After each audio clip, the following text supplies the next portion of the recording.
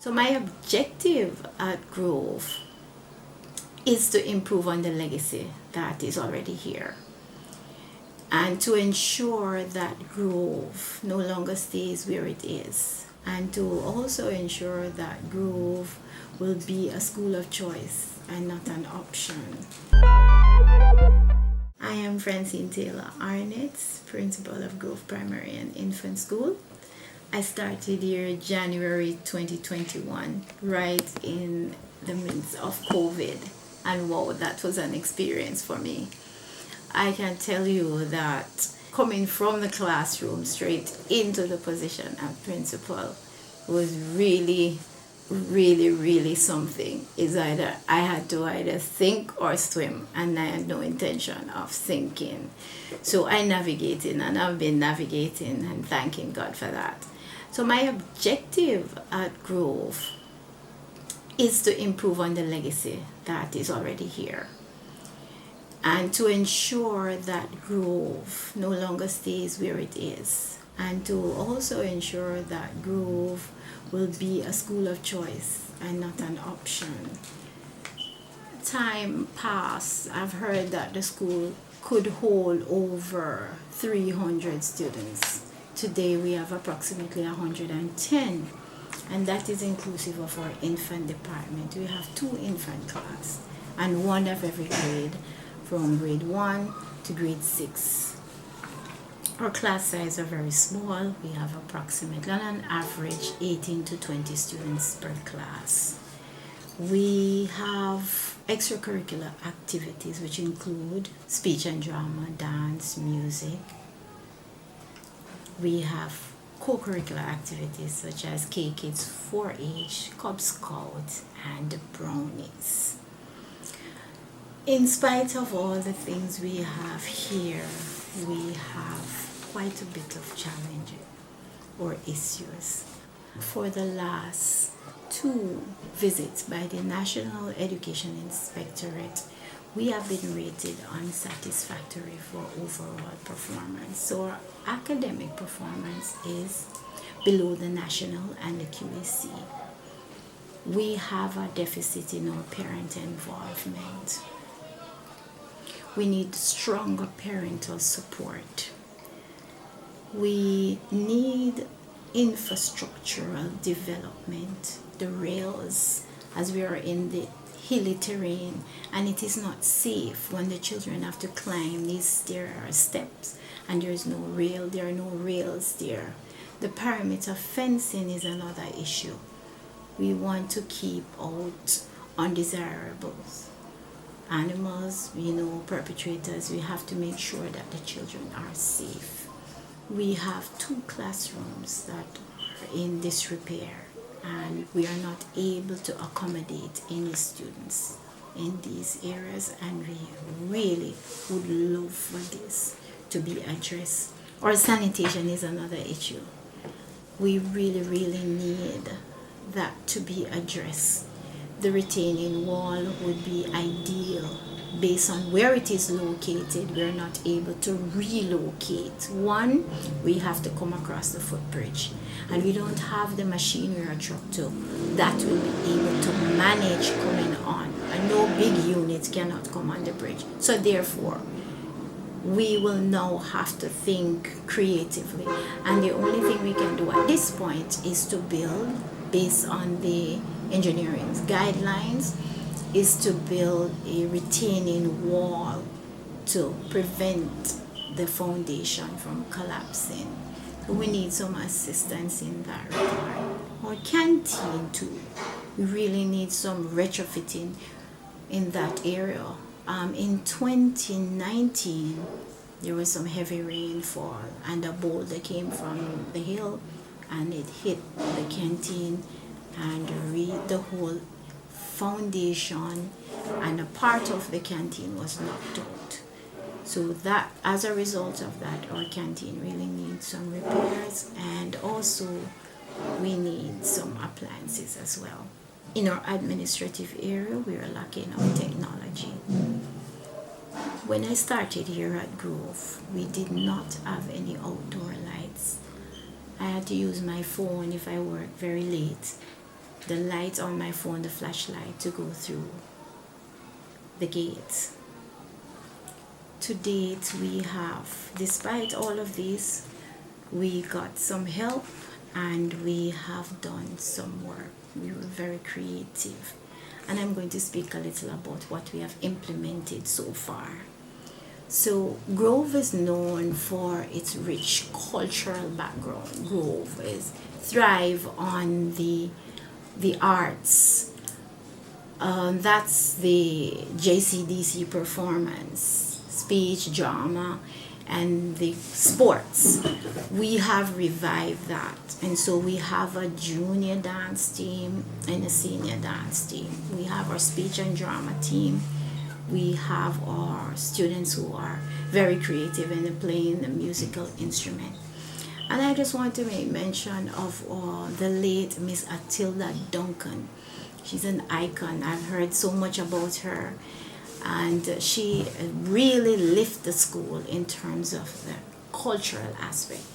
And so we want to continue with that legacy, because Grove really thrive on it, and we are seeing now where it has brought back much of the parents. We had our Christmas program, our Christmas concert this year, and we have seen where much of the parents and persons in the community were very excited in participating, and so we want to improve as the year goes by. We have also done some improvement with our electricity. So to date, we have dusk to dawn right around the school. We have changed all the lights to LED from fluorescent. We have upgraded from 110 power to 220. We got some assistance from the Ministry of Education in this regard, and we are very thankful. Let me just say, the University of the West Indies, Roosters Fraternity, they have been big brothers for us. They have implemented our math reading room.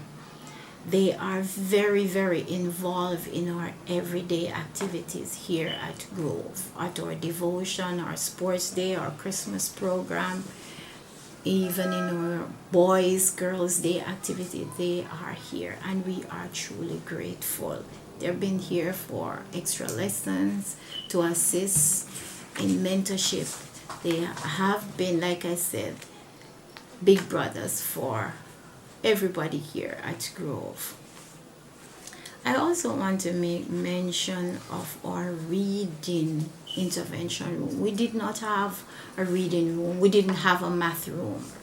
And so those were implemented as a result of our networking with Roosters Fraternity for the math room. And for the reading intervention, I have a few names.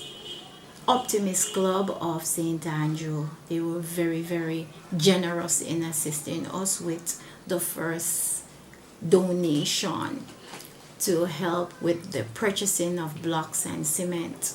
They were also very generous in providing over $200,000 to us for the purchasing of the slide windows.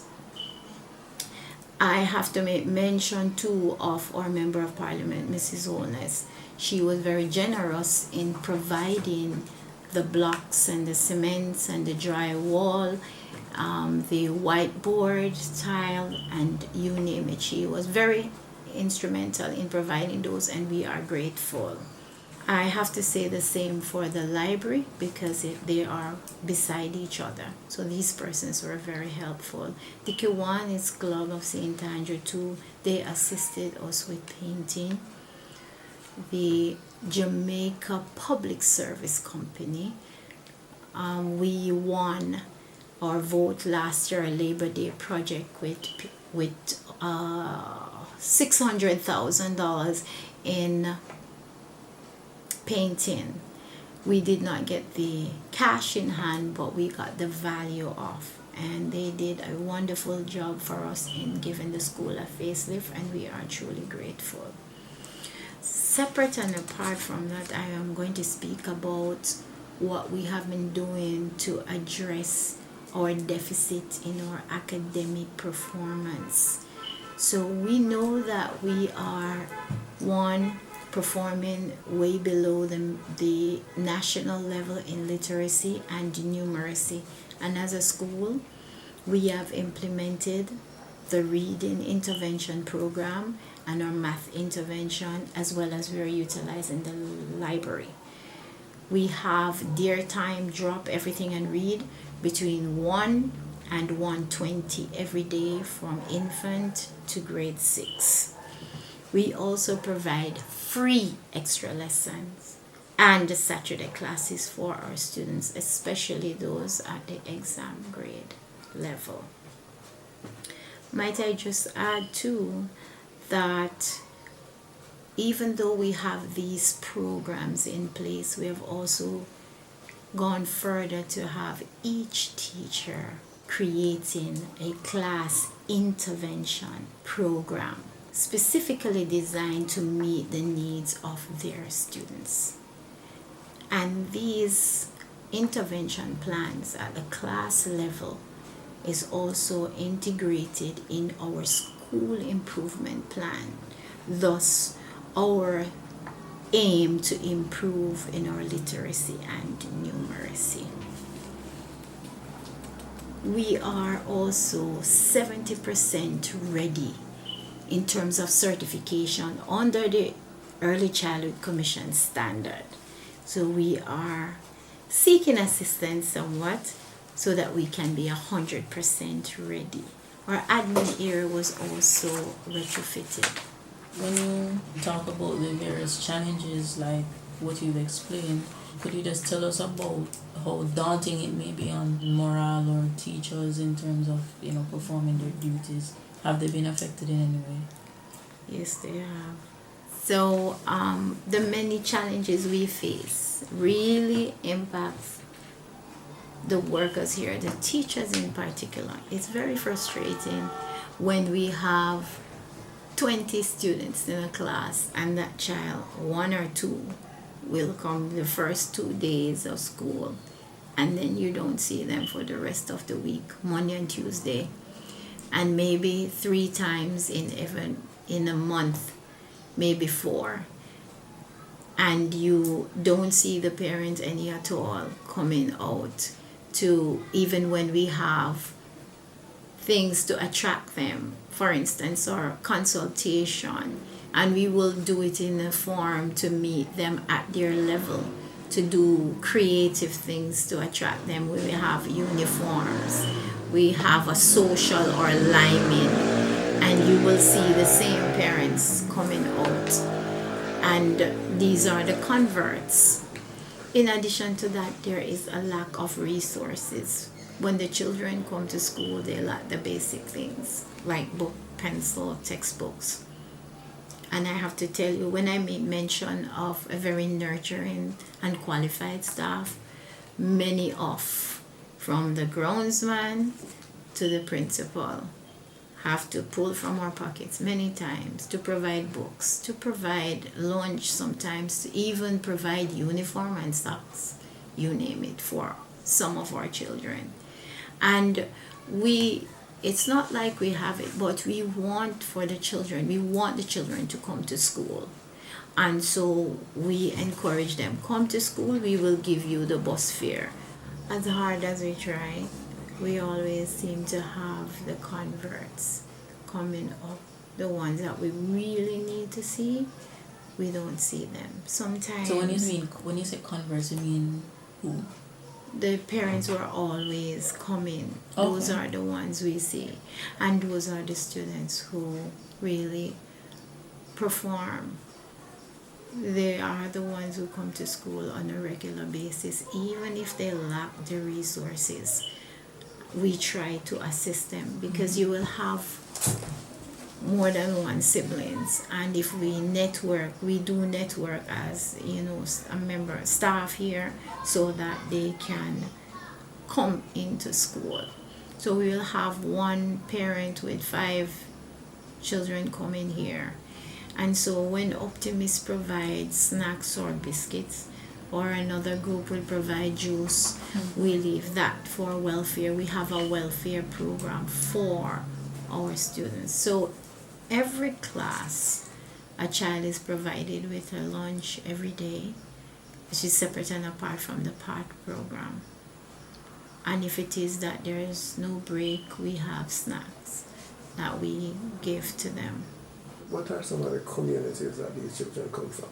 And how far away? Okay, some of the communities we have are from Kintyre, Mount Industry, Cornfield, Mudtown, as far as Mullines Road. Another challenge we have is migration.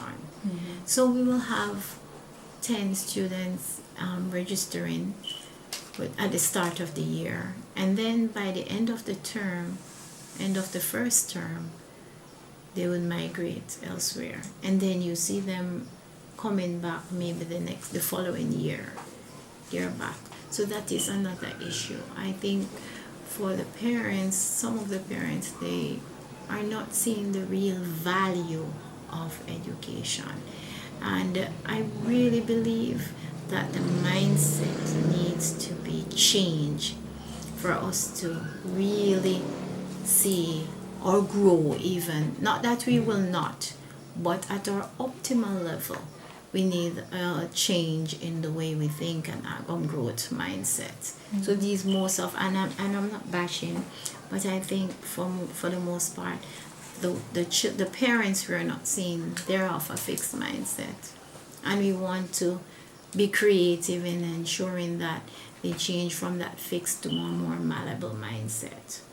That need for changing mindset from parents, Yes. is that also present in the students? Do you find that they're not as attentive and perhaps carrying some family issues in the classroom and stuff like that? And I'm happy you mentioned that, because we have issues, social issues as well. And we do not have a guidance counselor because we don't have the numbers, and we don't have a cluster guidance counselor in this QAC, in this area either. We thankfully have the friendship or relationship with Louise Benicoverly, and we have from time to time asked that the guidance counselor provide assistance when possible. So, So basically just sharing one guidance counselor. when possible. And we are happy to have on board the Gordon Town Police. Is Officer Ross West, right, and his team, very, very involved in our day-to-day activities, nurturing the boys, our devotion, and the girls as well. The JDF from time to time come in and assist. We had our Labor Day project, and they were very helpful in providing manual work. They did some retrofitting to our gate or entrance there. We are very happy for that. So in terms of the challenges in relation to student migration, so that means numbers dwindle from time to time. Is there any fear perhaps that if you're unable to meet those numbers one day, that the school will be no more? Yes, we as a school, we have looked on this as a major issue. If our numbers dwindle, it means there is a possibility that the doors of the school will close. So we have taken a collaborative initiative in going out into the communities to sell our school, tell them what Grove is about and what we are doing. And so we have gone to the basic schools in and around, and we have shown and displayed our videos of what we offer here, and we have participated in some of their parent-teachers meeting as well. We have also availed ourselves to participate in events that they host, right? And that is a way to promote the school. Events such as dance, we have our dance group. our speech and drama group. Last year we performed, our speech and drama group performed at the Papine High School.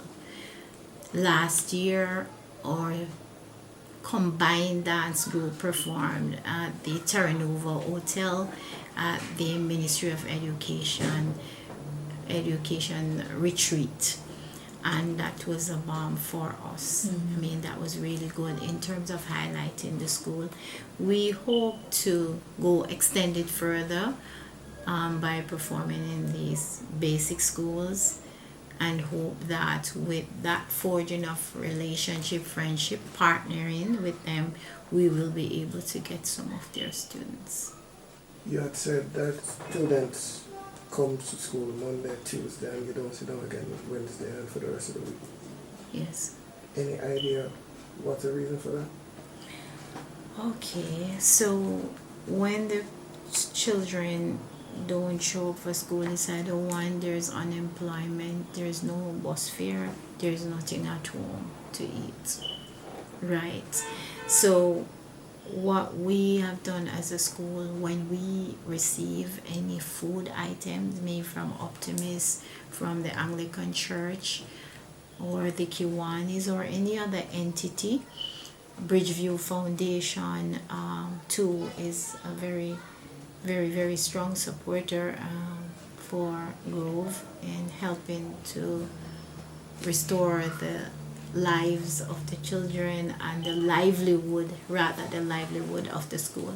So when we receive food supplies, we usually give care packages, and this is ongoing to parents. When we get sometimes we have excess instant porridge mix, and we provide them. We get biscuits, we get rice, the manna rice, or just bulk rice and peas. Whatever we get, we share, we extend to the immediate family.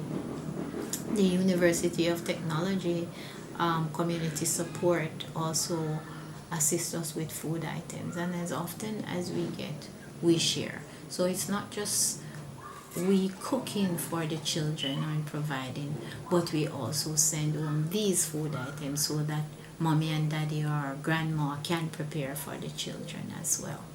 As principal of Grove Primary, I don't believe in failure. I have a team of teachers, non-teaching staff, and strong supporters or sponsors who are ready and willing to help. And I'm telling you that we are grateful for where we are today. I am inviting our past students and other NGOs or even government entities to partner with us in whatever way you can to, one, assist with our academic performance in any way you can. If you want to volunteer to assist with our interventional programs, if you want to provide books or resources, if you have tablets, if you want to adopt a classroom and funding, we will be more than happy to accept. We are also seeking our past students. Wherever you are in the sphere, join with us here at Grove Primary and Infant. I am certain Grove, just the name Grove Primary, would have brought back a lot of good memories wherever you are today. And so we want you to come and share and bring back the joy and love that was once here.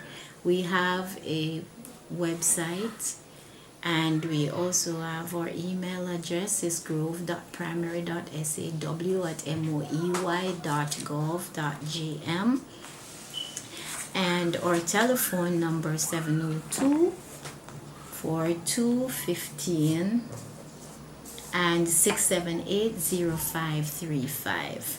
Please do join us, partner with us, so that we will continue on the legacy to strive for excellence, so that our children, when they leave here, will be able to impact in a positive way in our country and the wider society.